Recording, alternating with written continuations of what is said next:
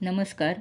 द्वादश स्थानी असलेला केतू अशा व्यक्तीला जर शुभ असेल तर राजासारखे आयुष्य देतो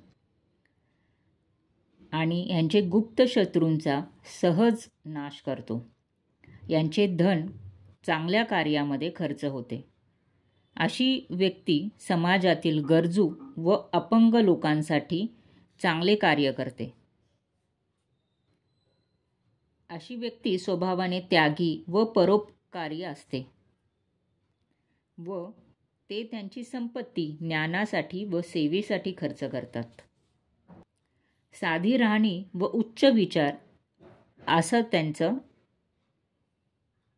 आयुष्य असते.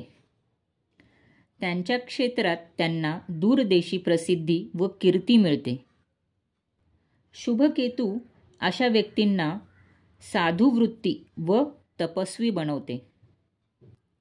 हे लोक मंत्रविद्या, ज्योतिषशास्त्र, अध्यात्म, मानसशास्त्र यांच्यामध्ये खूप छान संशोधन करू शकतात. असा अशुभ केतू असेल तर पूर्वअर्जित धन असले तरी नष्ट होण्याची भीती असते व अशा व्यक्तीला देशांतरी भटकत लावते.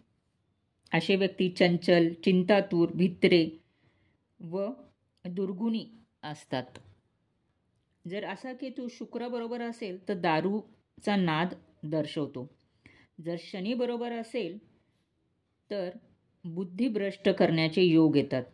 जर गुरुबरोबर असेल तर पुत्रसंतती कमी लाभते. जर रवीबरोबर असेल तर उच्च पदावरून पतन होण्याचे योग असतात.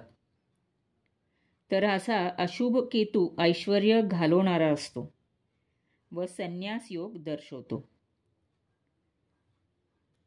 पण हा केतू मोक्ष मार्गावर नेतो. तर अशा केतूसाठी